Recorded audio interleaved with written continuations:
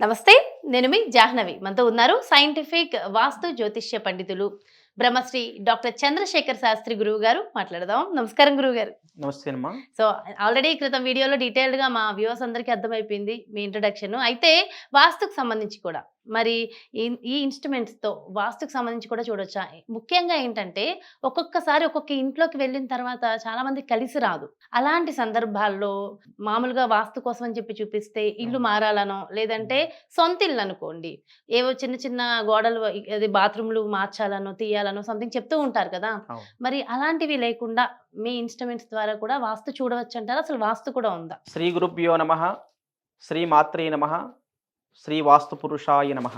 వాస్తవంగా వాస్తు అనేటటువంటిది చాలా పురాతనమైనటువంటి ఇది శాస్త్రం. పూర్వం ఏంటంటే గ్రామాల్లో స్థలాలు పెద్ద పెద్దగా ఉండేటిది, అనుకూలంగా కట్టేది. వాళ్ళకి మంచి వెలుతురు, గాలి అన్నీ సూర్యరశ్మి ఇంట్లోకొచ్చేది. తర్వాత మనము నిత్య జీవితంలో అప్పుడున్నటువంటి పరిస్థితులు వేరే ఉండేవి. ఆ వాతావరణ పరిస్థితులు అనుకూలంగా జీవించేవాళ్ళం వాతావరణానికి. ముఖ్యంగా చెప్పాలంటే నెగెటివ్ ఎనర్జీస్ ఎలా ఫార్మ్ అవుతాయి అంటే, పూర్వం ఏంటంటే ఆవు పేడతో అలికేవాళ్ళు ఇండ్లల్లో. ఈ మార్బుల్ స్టోన్స్ గాని అలాంటివి ఉండేటివి కావు. అలాగే ఇంటి ముందర ఈ కలాపి చల్లేవాళ్ళు. హ్మ్. దానివల్ల ఏంటంటే మనలో నెగెటివ్ ఎనర్జీస్ అనేటివి ఏవి మన దగ్గరికి మన జోలికి వచ్చేది కావు. అంటువ్యాధులు గాని, నెగెటివ్ ఎనర్జీస్ ఎలాంటివి ఉన్నా కూడా. అంటే ఈ దాంట్లో ఆవు పేడలో యాంటీ రేడియేషన్ అంటే రేడియేషన్‌ను నిర్మూలించేటటువంటి శక్తి దాంట్లో ఉంటుంది కాబట్టి పూర్వకాలం అలా ఉండేవాళ్ళు. కానీ ఇప్పుడున్న పరిస్థితులు ఏంటంటే ఈ ఆధునిక కాలంలో జనాభా పెరిగిపోయింది. స్థలం పెరగదు. కాబట్టి ఇప్పుడున్న పరిస్థితుల్లో ఏం చేయాలి? ఉదాహరణకి సొంత ఇండ్లు ఉన్న వాళ్ళు ఉంటారు కొంతమంది. వాళ్ళేంటంటే అనేక రకాల ఇబ్బందులు పడుతుంటారు. ఉదాహరణకు చెప్పాలంటే ఫైనాన్షియల్ ప్రాబ్లమ్ గానీ, లేకపోతే జాబ్ ప్రాబ్లమ్ గానీ, లేకపోతే ఫ్యామిలీ ఇష్యూస్ గానీ, తర్వాత కోర్టు ప్రాబ్లమ్స్ గానీ, పోలీస్ కేసులు అవ్వడం గానీ, ఇట్లా రకరకాల సమస్యల చేత బాధపడుతూ ఉంటారు. అంటే అందరికి ఒకే రకమైన సమస్యలేమి ఉండవు. కొంతమంది చాలా డబ్బున్న వాళ్ళు ఉంటారు. కానీ ఫ్యామిలీ ఇష్యూస్ ఉంటాయి. అట్లా ఒక్కొక్క వ్యక్తికి ఒక్కొక్క రకమైనటువంటి సమస్య చేత బాధపడుతున్న విషయం మనం అందరికి చూస్తున్నాం. వీటన్నిటికి ఏంటి మరి సైంటిఫిక్ వాస్తులో పరిష్కారం ఏమిటంటే, మొదటగా వాళ్ళ ఇంటి మేము విజిట్ చేసినప్పుడు, వాళ్ళ ఇంటికి అసలు ఆరా పవర్ ఎంత ఉంది? హ్మ్. ఆరా పవర్ ఎలా చూస్తామంటే, వాళ్ళు ఇంట్లో ఉన్నటువంటి డస్ట్ ఏదైతే ఉంటుందో, ఆ డస్ట్ తీసుకొని ఆరా స్కానర్‌లో పెట్టేసి చూస్తే వాళ్ళకు ఆ ఇంటి సింహద్వారం నుంచి మనం కొద్ది దూరం వెళితే ఎంతవరకు ఆరా ఉందనేది ఐడెంటిఫై చేస్తాం. హ్మ్. ఎన్ని మీటర్ల ఆరా ఉంది దానికి ఇంటికి కూడా. ఆరా చూడడమే గాకుండా, ఆ ఇంట్లో బ్రహ్మస్థానంలో కూర్చొని, సెంటర్ పాయింట్‌లో కూర్చొని వాళ్ళ ఇంట్లో ఉన్నటువంటి ఏమేమి నెగెటివ్స్ ఉన్నాయి. ఫర్ ఎగ్జాంపుల్ దీంట్లో ఏంటంటే పంచభూతాల సమతుల్యత ఉందా లేదా? పంచభూతాలంటే మనకు తెలుసు fire element, air element, space element ఇలా 5 రకాల పంచభూతాలున్నాయి. ఏ ఏ ఎలిమెంట్ ఇన్‌బాలన్స్ అయితే ఏ సమస్యలొస్తాయి వాళ్ళకి అనేటటువంటిది ఒకటి. రెండో విషయం ఏంటంటే ఇంట్లో కూడా నవగ్రహ దోషాలు ఏమైనా ఉన్నాయా? ఓహ్! అలా కూడా చెక్ చేయొచ్చు. ఇంట్లో కూడా ఇంట్లో కూడా చెక్ గ్రహ చేయొచ్చు. దోషాలు ఉంటాయంటారు. ఉంటాయి. ఓకే. ఇప్పుడు అందుకనే మనం పూర్వం ఏం చేసేవాళ్ళు ఇప్పుడు కూడా ఒక స్థలంలో ఇల్లు కట్టుకుంటున్నామంటే మొదటగా శంకుస్థాపన చేస్తాం. హ్మ్. శంకుస్థాపన చేసినప్పుడు ఏం చేస్తారంటే నవధాన్యాలను ఆహ్, ఆ స్థలంలో మొత్తం చల్లి పూజ జరిగినప్పుడు అక్కడ ఎక్కడైతే శంకుస్థాపన చేస్తారో ఈశాన్య భాగంలో గాని, లేదంటే సెంటర్ పాయింట్‌లో బ్రహ్మస్థానంలో గాని మనం శంకుస్థాపన చేస్తాం. ఆ స్థలంలో నవధాన్యాలు తప్పకుండా వేస్తారు. పాదరసము, నవధాన్యాలు, తర్వాత ఒక మత్స్య యంత్రం గాని, కూర్మ యంత్రం గాని పెట్టడం. తర్వాత అలాంటియన్నీ గూడా నవధాన్యాలు నిక్షిప్తం చేస్తారు దాంట్లో. ఎందుకంటే అక్కడున్నటువంటి నవగ్రహ దోషాలు పోవడానికి. అలా చేయడం గాకుండా అక్కడ ఆ ఇంట్లోకి వెళ్ళినప్పుడు ఆ నవగ్రహ దోషాలు ఉన్నాయా? లేవా? అనేది ఐడెంటిఫై జేయడము. పంచభూతాల సమతుల్యత ఉందా? లేదా? నవగ్రహాల సమతుల్యత ఉందా? లేదా? మనకి అక్కడ ఈ యొక్క 16 జోన్స్ అని చెప్తున్నాం దీంట్లో. అంటే 16 రకాల డైరెక్షన్స్‌లో అక్కడేమన్నా డిస్టర్బెన్స్‌లున్నాయా? 16 రకాల డిస్టర్బెన్స్ ఏంటేంటి? ఉదాహరణకి ఇప్పుడు ఫస్ట్ ప్రధానమైనటువంటి దిక్కులు మనందరికి తెలుసు. ఈస్టు, సౌతు, హ్మ్. వెస్టు, నార్తు అలా గాకుండా ఉపదిక్కులు గూడా ఉన్నాయి. ఆగ్నేయం అని చెప్పేసి, నైరుతి అని చెప్పేసి, వాయువ్యం అని చెప్పేసి, ఈశాన్యం అని చెప్పేసి ఇవి ఇవి వచ్చి ఒక్కొక్క మూలను తీసుకుంటే మనం 3 డైరెక్షన్‌లో మనం ఐడెంటిఫై చేస్తాం. ఇప్పుడు ఈస్ట్ ఉంది. East south east, south east, south south east ఇలాగా. హ్మ్. వెస్ట్ ఉంది.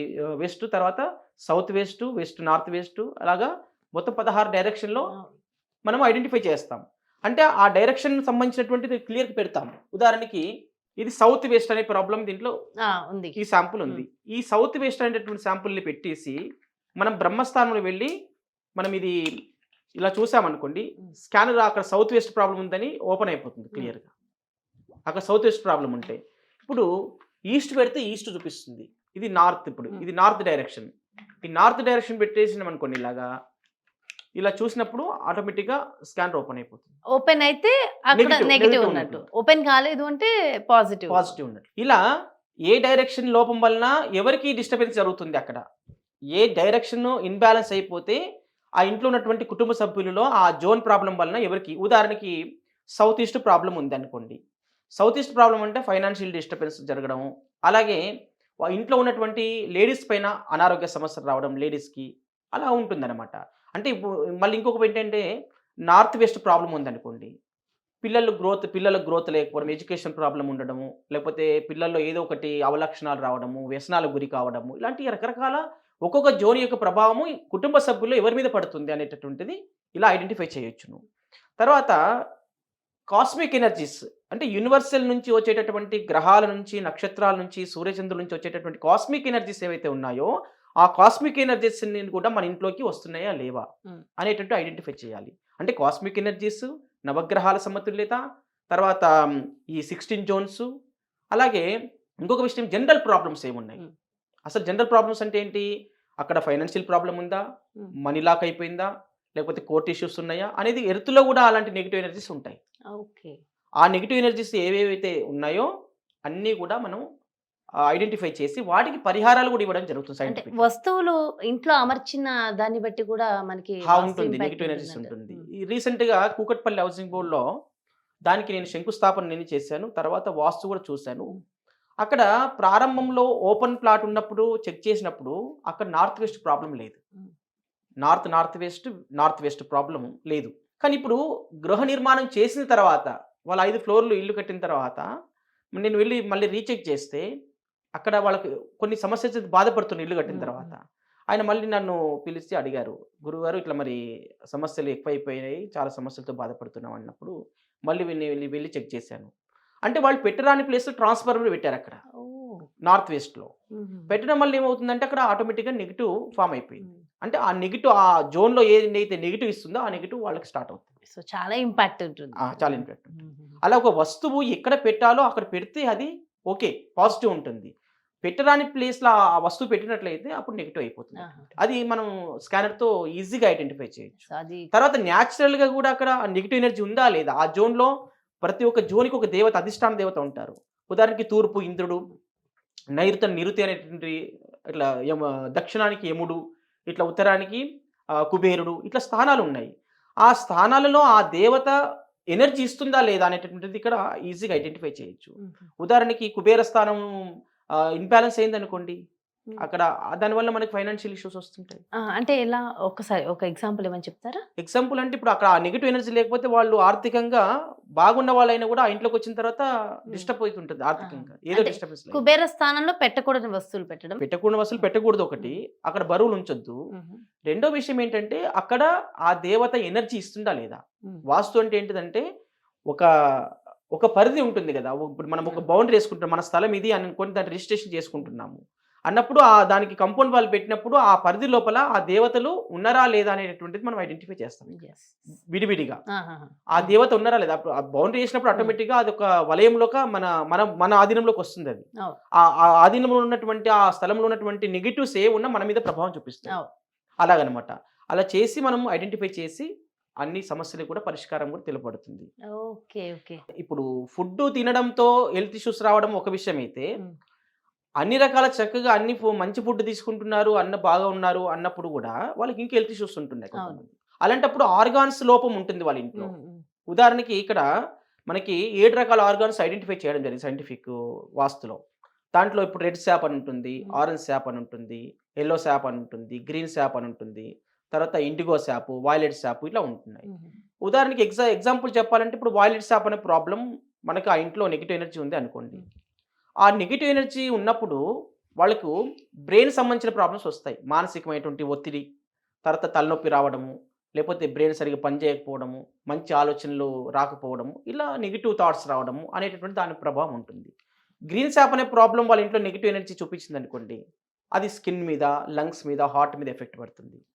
ఇప్పుడు ఆరెంజ్ శాప్ అనే ప్రాబ్లం వాళ్ళ ఇంట్లో నెగిటివ్ ఉంటే వాళ్ళకు kidney problem, urinary bladder problem, తర్వాత లేదంటే లేడీస్‌కి అయితే యూట్రస్ ప్రాబ్లము, ఓవరీస్ ప్రాబ్లము ఇలాంటివి వచ్చేటటువంటి అవకాశం ఆ ప్లేస్‌లో ఎవరైతే నివసిస్తున్నారో వాళ్ళ మీద తప్పకుండా ఈ యొక్క ప్రభావం ఉంటుందన్నమాట. అంటే ఎవరికి ఎక్కువగా ఉంటుందంటారు? ఇంటి యజమానికా? ఇంటి అందరికీనా? యజమానితో సంబంధం లేదు. ఇప్పుడు ఒక బెడ్‌రూమ్ ఉంది. ఆ బెడ్‌రూమ్ ఆ పరిధి వరకే వాళ్ళకి ఆ నెగెటివ్ ఎనర్జీ ఫార్మ్ అయ్యి ఉంది. అక్కడ ఉంది.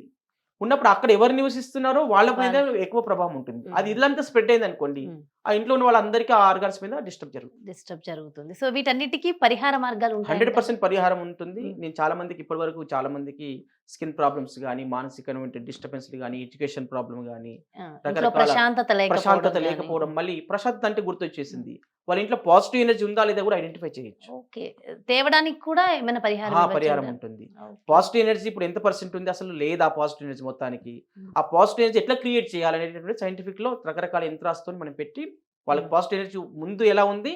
తర్వాత ఎలా ఉంది కూడా మనం రీచెక్ చేసి చూపిస్తాను. ఓహ్! ఇంకొక విషయం ఏంటంటే వాళ్ళు నివసించేటటువంటి ఇల్లు ఏదైతే ఉందో, గృహం ఏదైతే ఉందో, ఆ గృహం వాళ్ళకి పాజిటివ్ ఉందా? నెగెటివ్ ఉందా? అనేది కూడా ఐడెంటిఫై చేయొచ్చు. ఓకే. ఫర్ ఎగ్జాంపుల్ ఒక వ్యక్తికి ఒక ద్వారం పనిచేస్తుంది అని చెప్తారు ఇంటి యజమానికి. హ్మ్. కానీ ఒక ఇంటిలో ఒక యజమానికే ఆ ద్వారం పనిచేస్తే మిగతా వాళ్ళందరికి పని చేయకుండా సరిపోతుందా? ఆ! అందరికి బాగుండాలి గదా! అవునవును. కానీ మన దగ్గర ఏంటంటే అది ఏ ద్వారం అయినప్పటికీ ఉండొచ్చు గాక, ఆ ద్వారం వాళ్ళకు కుటుంబ సభ్యులందరూ కూడా పాజిటివ్ ఉందా? నెగెటివ్ ఉందా? అనేది ఐడెంటిఫై చేసి, ఒకవేళ కుటుంబ సభ్యుల్లో 5గురు ఉన్నారంటే ముగ్గురికి నెగెటివ్ ఉంది, ఇద్దరికి పాజిటివ్ ఉంది అన్నప్పుడు, ఆ ముగ్గురికి కూడా పాజిటివ్ చేసేటటువంటి సౌకర్యం దీంట్లో ఉంది. ఓహ్! గ్రేట్. ఆ ఇల్లు అంటే వాళ్ళకు అనుకూలంగా మారిపోతుంది. మార్చేలాగా మార్చేలాగా దానికి తగ్గట్టు చేయొచ్చు. పరిహార మార్గాలు పరిహారం ఉంటాయి. చేయొచ్చు. అద్భుతమైనటువంటి పరిహారాలు దీంట్లో ఉన్నాయి. ఓకే. చాలా మందికి వందలాది, వేలాది మంది కూడా ఈ రెమెడీ చేయించుకున్న తర్వాత మంచి రిజల్ట్స్ వచ్చిన వాళ్ళు కూడా ఫీడ్‌బ్యాక్ కూడా ఇస్తున్నారు. అంటే మీరు రెమెడీస్ అంటే ఎలా ఇస్తారు? ఒక శాంపుల్. శాంపుల్ అంటే దాంట్లో సైంటిఫిక్ రెమెడీస్ యంత్రాల చేత కొన్ని సైంటిఫిక్ ఐడెంటిఫై చేసినటువంటి క్యాప్సూల్స్ ఉంటాయి, యంత్రాలు ఉంటాయి, రాడ్స్ ఉంటాయి, ఓకే. ఆ జోన్స్‌కి రాడ్స్ ఉంటాయి. ఇట్లా రకరకాలుగా ఉంటాయి. సో అది ప్రాక్టికల్ ఎవరికి ఏది అవసరమో ఎవరికి దాన్ని ఏది బట్టి అవసరం ఉందో దాన్ని మనం అక్కడ పెడతాం. ఓకే. నిజంగా చాలా ఇంట్రెస్టింగ్‌గా ఉందండి. అవును. సో అంటే మామూలు జ్యోతిష్యం కాకుండా సైంటిఫికల్లీ ప్రూవెన్ అయినటువంటి జ్యోతిష్య అంటే ప్రకారం. ఇప్పుడు దీంట్లో ఉన్నటువంటి అడ్వాంటేజ్ ఏంటంటే, ఒక ఇల్లు సొంత ఇల్లు ఉంది.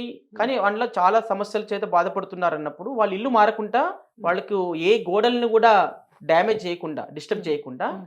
వాళ్ళకున్న నెగెటివ్ ఎనర్జీని అన్నిటి కూడా రిమూవ్ చేస్తుంది. రిమూవ్ చేయొచ్చు ఈజీగా, సులభంగా. ఈజీగా అసలు ఏ కన్‌స్ట్రక్షన్ మనం డిస్టర్బ్ చేయము. హ్మ్. వాళ్ళకున్న నెగెటివ్ ఎనర్జీస్ ఏమున్నాయో అవి ఐడెంటిఫై చేస్తాము. ఆ. చేసిన తర్వాత వాటిని రిమూవ్ కూడా చేస్తాము. అది ప్రాక్టికల్‌గా కూడా చూపిస్తాం. చూపిస్తారు. దాని ఫలితాలు కూడా అనుభవిస్తారు వాళ్ళు. అబ్బా! హ్మ్. అంత అద్భుతమైనటువంటి టెక్నాలజీ ఇదంతా. సూపర్. చెప్తుంటే చాలా ఇంట్రెస్టింగ్‌గా హ్మ్. ఉందండి. Thank you so much. చాలా వాల్యుబుల్ ఇన్ఫర్మేషన్ ఇచ్చారు. నమస్తే. మస్త్. చూసారు కదండీ! నిజంగా వింటుంటే ఇంకా ఇంట్రెస్టింగ్ ఉంది. ఇంకా చాలా క్వెషన్స్ కూడా ఉన్నాయి.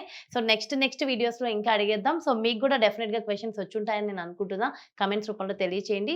సో మరి బ్యూటిఫుల్ కాన్సెప్ట్‌తో మళ్ళీ మీ ముందుకు వచ్చేస్తాను. మరి ఈ సందర్భంగా డెఫినిట్‌గా ఒక్కసారి మన చంద్రశేఖర్ శాస్త్రి గారిని కలిస్తే బావుంటుంది. మీకున్నటువంటి సమస్యలు ఒకసారి చెప్పుకొని వాటికి సొల్యూషన్ కావాలి అని అనుకుంటున్నారు కదా!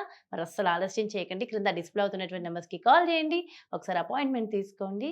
సో మరి బ్యూటిఫుల్ కాన్సెప్ట్‌తో మళ్ళీ మీ ముందుకు వచ్చేస్తా. నమస్తే.